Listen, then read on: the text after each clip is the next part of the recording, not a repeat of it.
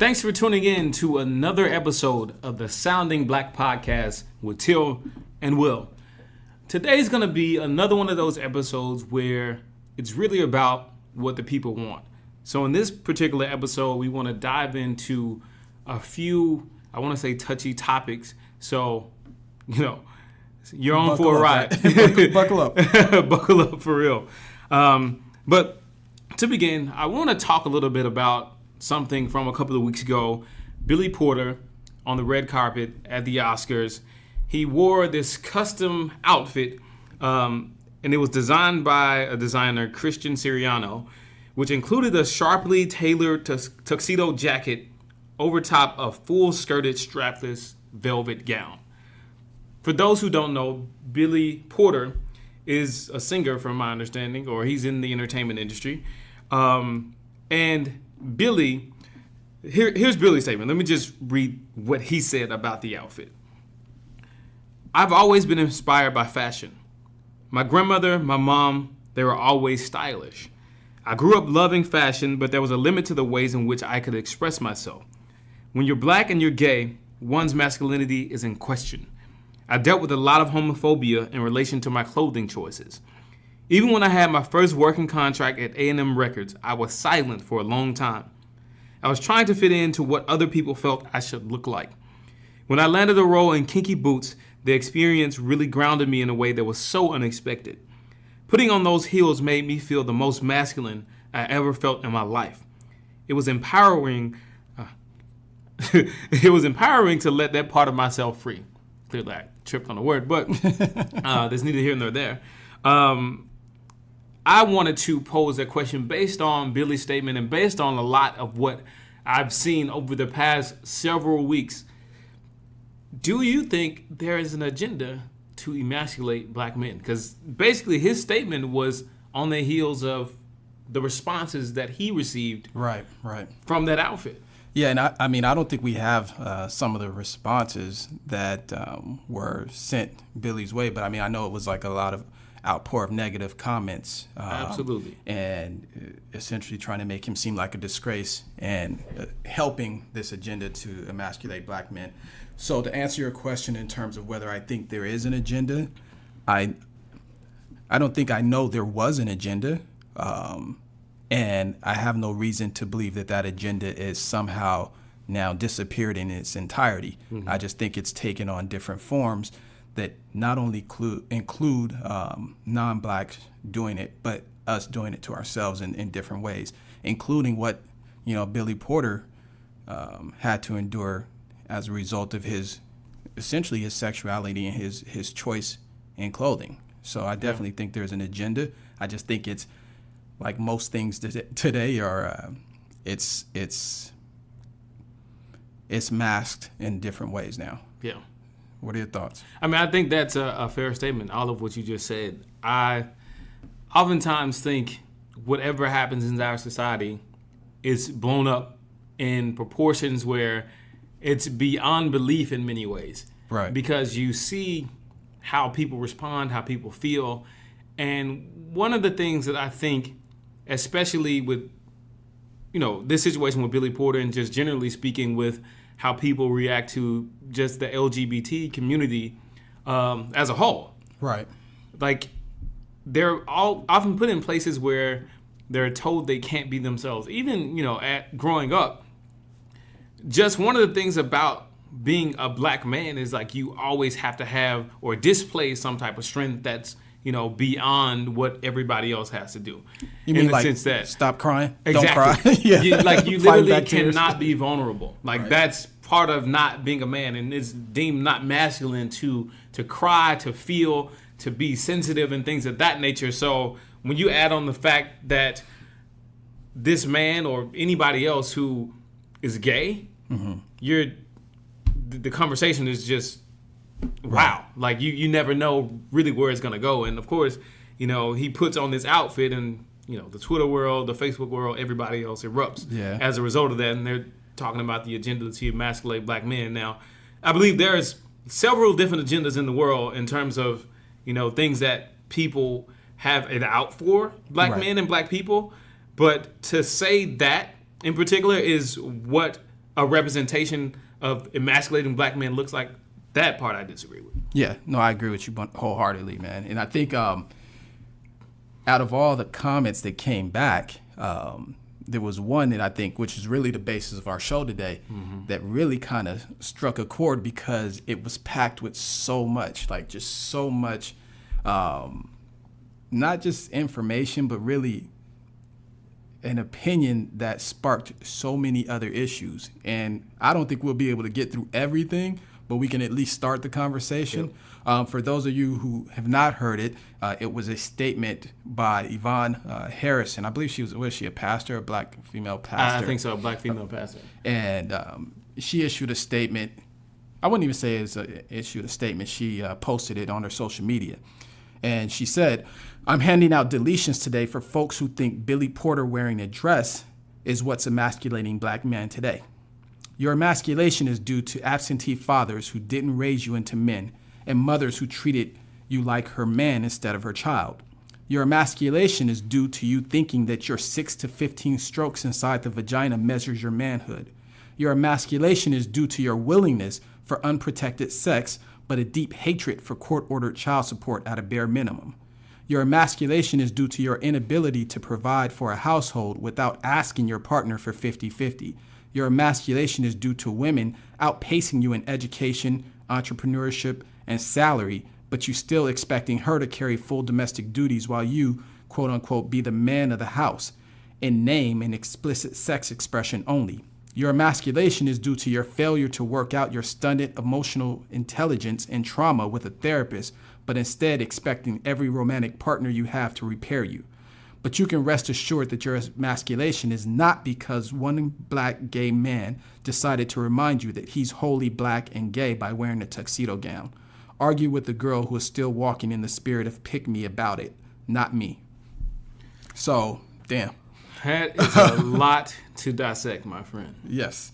And I think that's one of the reasons we wanted to do this show, man, because in it, at least when I read it, because you sent it to me and I looked at it, and it was something that just gave me chills, because part of it was like, okay, I see what you're saying here, but then part of it was like, man, some of this is like supporting some deep held like racial views and stereotypes that don't exist in all of us. And then there was this other part of like, this in and of itself is emasculating black men by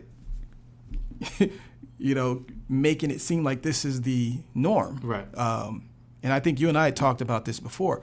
I got a large group of friends, and all of my male black friends, I would say almost all of them, are married with children, and they take care of their responsibilities. Yep. They have good jobs, and they take care of their families. So this is not what I see. But I also came from a place where this is what I saw. Yeah. So it was really, I was kind of torn in a way, just trying to figure out how much truth there is to it, whether we should even be promoting something like this, whether it furthers that agenda by making it seem like this is who black men are, and then whether it's time for people who are like this to take that dose of, that dose of medicine. Yep. and step back and say, you know what, she's on to something. Because this particular part applies to me, and I can do something about that. So, what are your thoughts, man?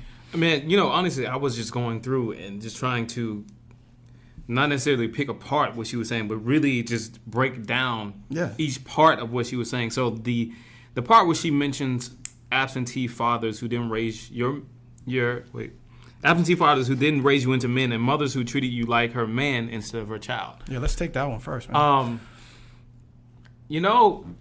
To me, of all the things that she said, that's probably in the way I'm looking at it, and maybe I'm just misinterpreting what her point is on this.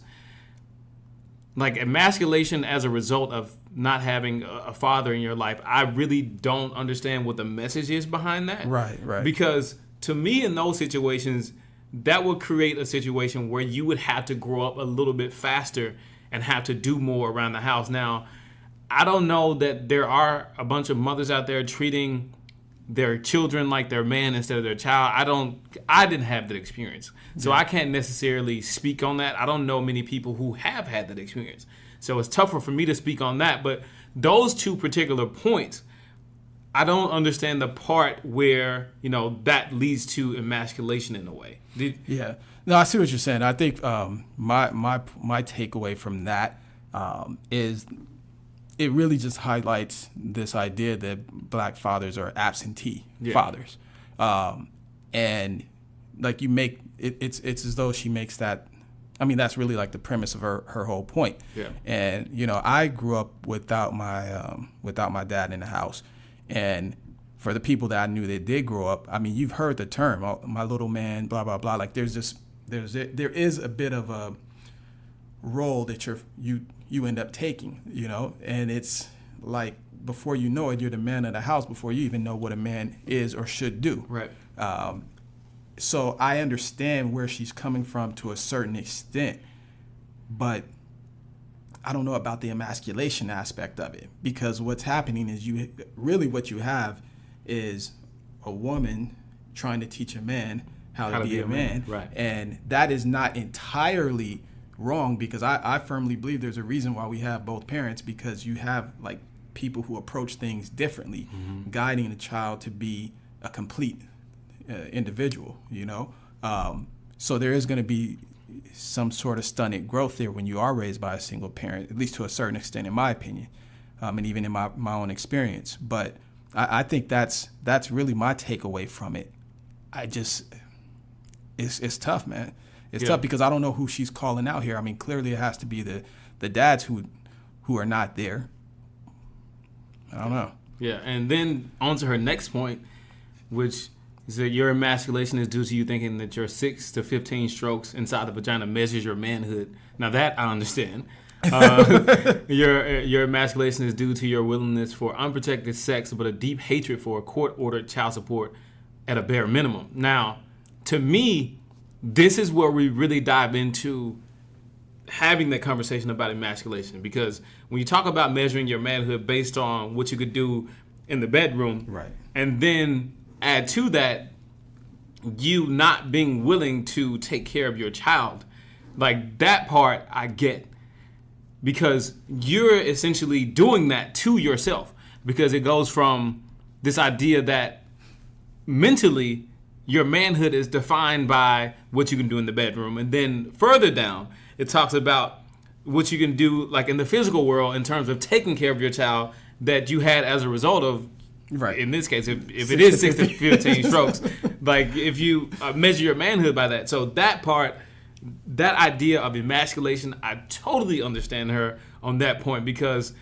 if there are guys out there that are not responsible for their children and upset by this idea that they need to pay child support, I think that's BS, because you have a duty to take care of your child, and that's that on that. So if something is coming out of your check and you're in this situation, it sounds like she's referencing guys who have a baby mama or whatever it may be. Like, you have a duty to take care of your child. So if you are actually in this child's life, this money should, if you're a good father, be coming out of your paycheck anyway. Right. So in worst case scenario, they're getting it. Right. So, man, honestly, man, with that one, I think to me is probably one of the more packed, because I think when I read, and I've read the statement like God knows how many times, because sometimes I read it and I say, damn, I feel you. I know it. Like, I see what you're saying. Yeah. And then other times I read it and I get upset with her, because it's like sometimes you forget the origin.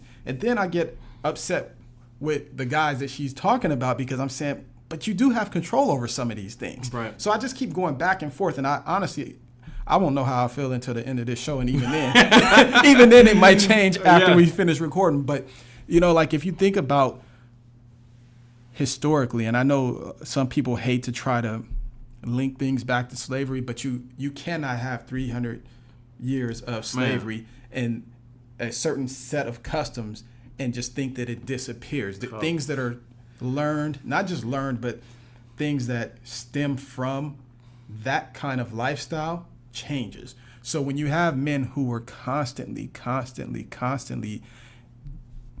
emasculated and reduced to nothing,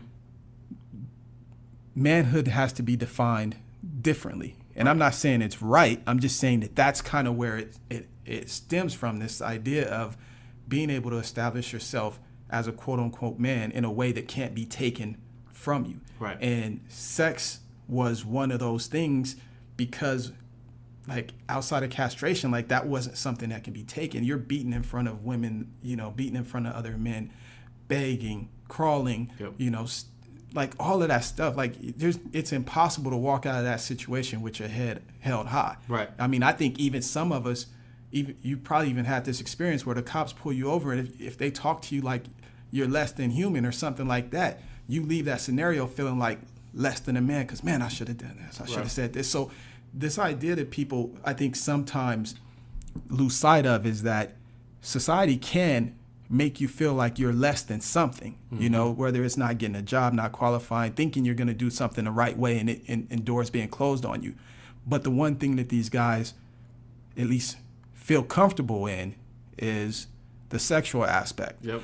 But that creates this other issue in terms of like, how do we create a value in us that is bigger than that, something that you can really be proud of? Because I mean, like I've seen it, whether it's online or heard people talk, like when they talk about what their attributes are, they talking about sexual parts and what they can do in the bedroom. Like you have to feel more about yourself than that. So I think that's the first thing to address. And then from there, to me, it's the other two issues, which is not just the unprotected sex part, which, I have some theories on that. But then there's also, the court-ordered child support, or just not paying child support, period. So, I mean, I don't know if you want to hop in, but we can, I mean, I definitely want to express those or explore those two things. Oh, yeah. I mean, to the point earlier, I think it's important at some point we'll be able to have a deeper conversation about it. But some of the points you just made in talking about emasculation and the history of that and how that impacts black people today. I was talking to this guy on Facebook randomly. Like, I don't even know how we became friends, but either way, like, it's one of those situations you accept a friend request and then you see somebody and it's like, oh, this doesn't make sense, so let me comment. Yeah. And so he was just talking about how he doesn't think black people deserve reparations because we wouldn't know what to do with it. So oh, wow. And my comment behind that was like, you have to understand the history and how this country was shaped for black people in general to fail. Right. And when you talk about emasculation, to your point earlier, like that trauma, that idea that all of this stuff, it has been passed down. Yeah. Like constantly. So this idea that you're less than a man if you're a slave in this situation, 300 years ago, like the lessons that you learn, you're passing that down through generations because you're teaching your son and he's teaching his son and, further down the line, like these things are taught. And so to your point earlier, the only place where you can, exert your manhood, if that's only in the bedroom, that's going to have an impact on what you teach your children and how you teach them that they describe or they should subscribe to this idea that this is what a man is. Right. And this is how you illustrate that. But it's interesting, man, because as you said that, the wheels were spinning because it feels like to me, when it comes to this, creating the idea of masculinity, it's like you see it in other ways. Like it really is what a person has to try to prove that they're somehow doing something, right? So like you'll see a guy, it may be from the sexual aspect, or they may take the next approach where if they, have a nice car or a good job or, jewelry, like even in the entertainment industry, you see these different things to kind of, like, I don't want to call it peacocking, but it's like this idea of like, let me show you what I got versus like being confident in who you are and not caring about whether other people can tell that you're rich or tell that you're doing well or tell that you're a provider. Those are things that you really shouldn't have to try to display that. Right. But I think culturally for us, there's always been a need to try to display it because it was stripped from you. You felt like, how else do I let people know that I'm doing something? And really, in some cases you're not doing, like, who cares? These 6 to 15 strokes, like, whatever, like that, like, at the end of the day, you know, what does that really, I wasn't gonna say what does that really get you, but I think we know where to get them. But the point that I'm making is, like, there's, like, life is bigger than that. You know, being a man is more, like, way more than that. But I agree with you, bro. But the child support aspect, I think, is something to kind of dwell on, because these 3 things, the sex, the unprotected sex, and child support, like, they don't have to be connected. Right. And that to me is what I've always struggled with, is why and how are these 3 things connected? Or not how, I know how they're connected, but why do they have to be connected? If a person wants to be promiscuous, that doesn't mean you have to have unprotected sex. And it also doesn't mean you have to have children. And then if you have one, it doesn't mean that you should neglect your duties or go out and have more and more and more.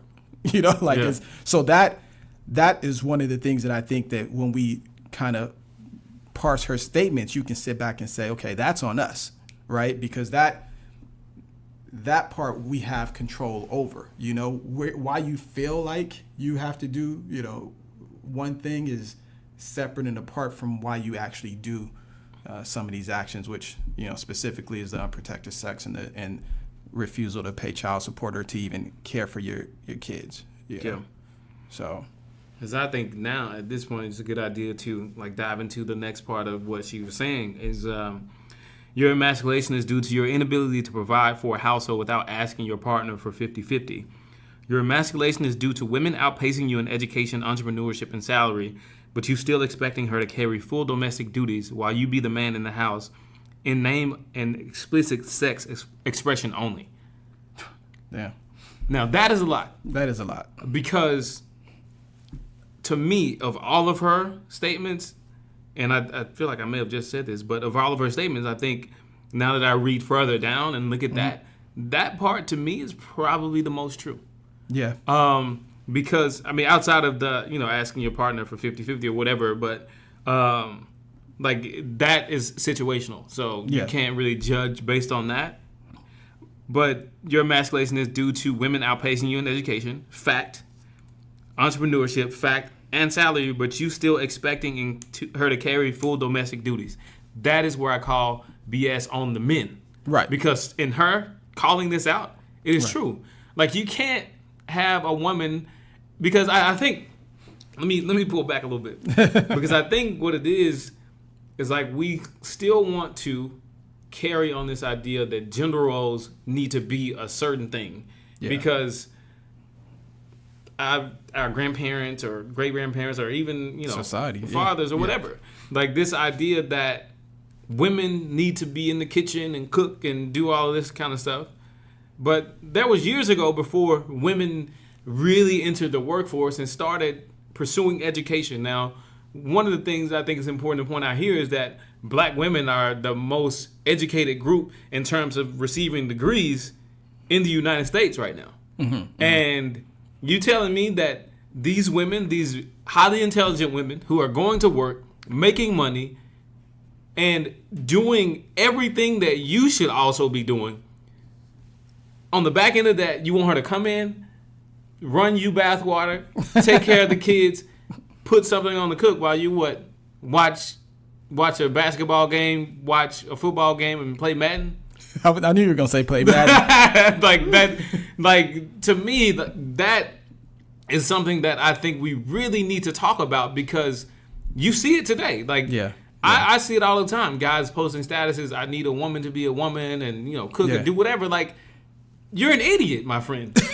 Because at the end of the day, like, if you're not bringing all the bread home, then you need to be doing exactly around the household whatever you expect her to do. Right. Because if both of y'all are working, both of y'all need to be doing stuff around the house. Right. Period. It's a team effort. Yeah, it's exactly. A team effort. I mean, honestly, man, this one is interesting to me, because you're gonna have people who say, I'm not even gonna say you're gonna have people to say. I think there is a point to be made that the life choices and the directions that black men take and the paths that they take are different from that of black women. And then the question is going to be why? You know, like, you know, in my line of work, I get, especially when I was at the public defender's office, I would get a lot of lower income, not even a lot, like all of my clients were lower income. That's how they qualified. And of my black clientele, it didn't even have to be black clientele, but speaking specifically of black clientele, the majority were men versus women, like the crimes, or the clients that I represented. And without getting into why that is, but it kind of gives you this understanding as to, in one direction, you have men heading into the criminal justice system, and then women heading into the higher education path, and then at some point trying to come back together. Right. Where when they try to come back together, their mindsets aren't even close to being the same. They're not compatible mentally, emotionally, or in any other way that's important, right? And that kind of takes you back to that first point, that this 6 to 15 strokes, because when this person is feeling inferior, that moment of having some sort of control, that moment of you know, creating something that, at least in his mind, can't be created without him, that's where he gets his value and his worth, right?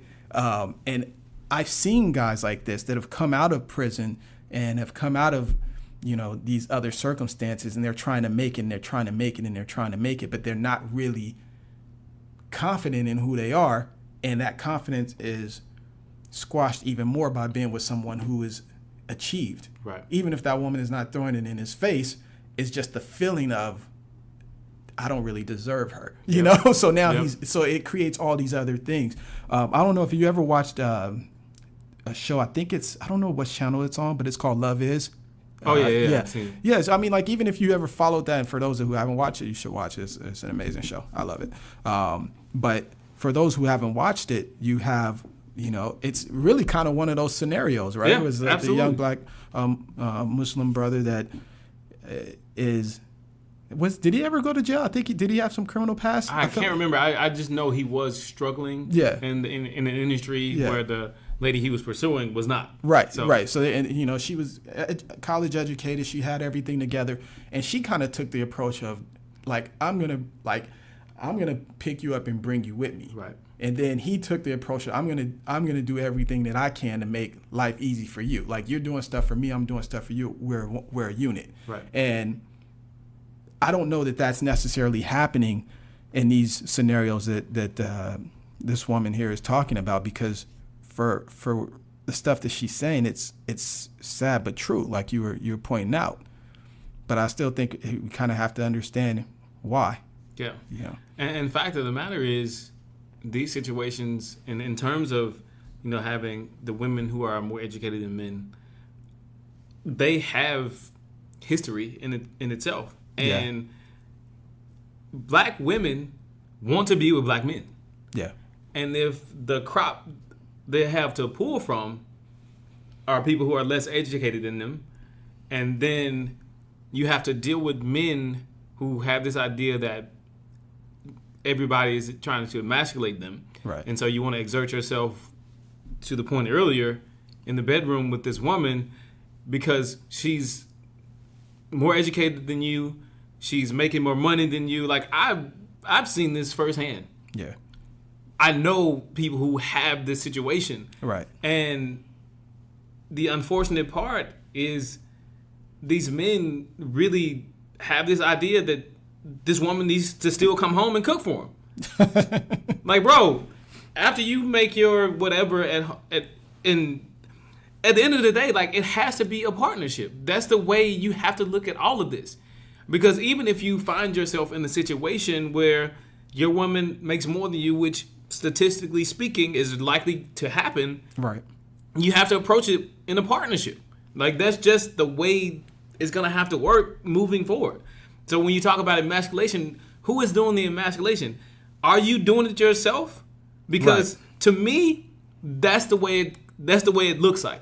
You're doing it yourself and you're pointing the finger at somebody else. Now, that's not to say that whatever agenda exists or whatever, like there are people who have it out for you, but part of this emasculation process is you doing it to yourself. Yeah. And that's the truth that we have to face. Yeah, and I think that's the important part. And that's one of the reasons we're kind of doing this particular show, because there's a lot of stuff that will come out, and I think sometimes as Black people we get defensive. Like that was, I'm not gonna lie, like when I read this, my first thing, like I took a defensive approach. Yeah. Because I was just like, how dare her, And then I read it again, I was like, but shit, she ain't said nothing wrong. Like generally speaking, like there are people who fit this mold.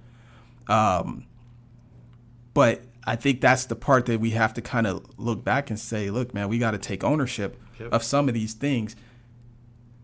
Not to the point where, like, because I feel like I said before, the way this is written, I don't feel like, and she may have meant it for specifically these particular type of men, but it just seemed like an indictment of all Black men, the way it came across to me. So that's one of the reasons I didn't care for it in its entirety. But outside of that, I mean, I think we do have to kind of take that step back and start saying, like, we have greater expectations. We should have greater expectations of Black men, because other cultures will put that kind of pressure on the men in their cultures. They'll have this raising a young boy to feel like he has to be a provider. Now, that doesn't mean necessarily that you get to a point where you're the man, she's the woman, she does this, you do that, but still just having this feeling like, if I don't go to school and better myself and put myself in a position to be able to at least contribute half, if not just put my wife in a position where she can work only if she wants to, but not because she has to. Like, that's stuff that people are taught early on, and it will affect the type of path that they take. And granted, there are going to be scenarios where if you live in certain neighborhoods, that path is always being cut off by different things, but the mindset still has to be there. And I think that's the problem that I'm having when I read stuff like this, is because it highlights the fact that that's not the mindset. That's not what we're ingraining in our kids. Yeah. And the tough part of this conversation is that, even with all this said, there's connections to be made to the trauma that Black men deal with. There's connections to be made to talk about the lack of resources in Black communities. Right. But the fact of the matter is, we also have to approach it with the mentality that if Black women can do it, we should be able to do it too. Right. And if we're not approaching life in general with that mentality, that responsibility is on us to make sure we change the way we do things and ensure that our future looks much brighter as a result of that. And you may have been about to say something. I saw like a light bulb go off when I said. No, because it kind of made me think of it like a question I wanted to pose. Like when you say, like, if Black women are doing it, Black men should be able to also. And that's like the interesting part, because when you say that, I say to myself, well, damn, if that's the case, then it's not the Black part that's holding them back. Is it the men part? Yeah, and that was my point in saying that there's a connection to trauma. Like this idea that, if, say for instance, there's a single mom, she has a son and a daughter. Yeah. The idea is, at some point, that young boy is gonna have to become the man of the house. Right. So as a result of that, just say for instance, you're in a situation, you're about to get evicted. So this boy, in his mind, thing clicks off where his idea of being the man of the house is going out to do something that money, allows him to help his mom pay for rent or whatever it may be. So when you talk about manhood, when you talk about all these things, like to the point earlier, if Black women should be able to do it, then Black men should be able to do it. Well, like statistically speaking, like what are some of the things that we're dealing with? What's some of the trauma that we're dealing with? What are the circumstances that we're dealing with preventing us from getting there? And I think as a society, we have a responsibility not only to Black people, we have a responsibility to Black men to help alleviate that trauma, and to Black single mothers to help alleviate those the pain that she deals with and not being able to provide or whatever it may be. And so again, there's a bunch of connections you can make into all of those situations, but at the end of the day, how can we approach it where we are, where I am personally, where you are, and the rest of society? Like, what responsibility do we individually have, and how can we improve that? So I think there's a bunch of things to dissect from that, right. And there's a bunch of layers to peel back and for us to have conversations about. But those are things that I think at some point we just have to figure it out, and we have to be strategic in delivering that message and doing things about it. Right. No, I mean, you hit it dead on, man, and I think that's definitely something we have to jump into. I know it's going to be another show at some point where we get into that, because it is a very loaded issue, and I do not want to detract from the idea that I think we're both saying, which is that there is an onus on us to do better. Yeah. It's not, we're not making excuses for men who fit this particular mold. We're just saying that there are some reasons why that path becomes more difficult, but it doesn't mean like that it's insurmountable or that you can't do it.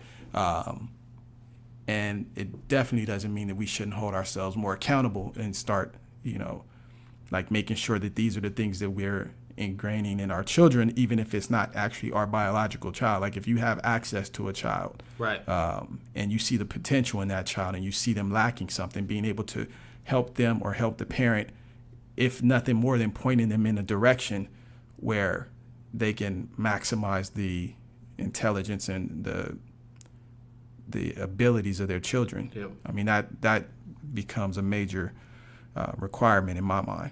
Man. I mean, there's so many things that we can continue to talk about, and in order for us to not extend this episode any further than it needs to be or than it's going to, let's dive into the last point that she made. Your emasculation is due to your failure to work out your stunted emotional intelligence and trauma with a therapist, but instead expecting every romantic partner you have to repair you. Now, this one bothers me. This one, I'm not gonna lie, this one pisses me off. Yeah. Because there is, I put it like this.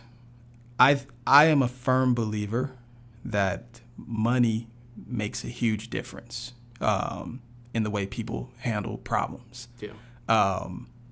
Whether it's the way they treat their pets, whether they go to the vet or not, whether they get the pet shots, whether their pets eat the best, food or, the worst kibble, whether they go to see a therapist or whether they just toughen it up and work through it.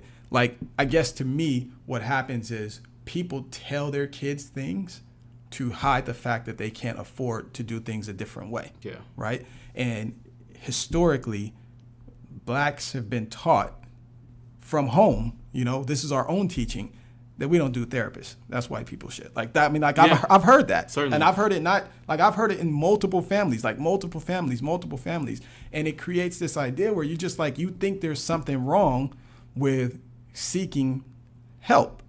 And it's because that's something that's being ingrained in you. And the question is, why are we being taught that? When other people are taught to go and work out these issues, why are we being taught that that's something exclusively for white folks, or it's not black to do that, when it clearly can be helpful to help, like unpack whatever these issues are and help you work your way through, whether it be trauma, relationships, connections, and everything else, Yeah. So that's why that one bothers me, because when she say it's your failure to work out these stunted emotional intelligence and traumas with a therapist, well, you're going to blame this man for that when this is what he's being taught, at least even according to your first statement, by his mom, because his dad wasn't there anyway.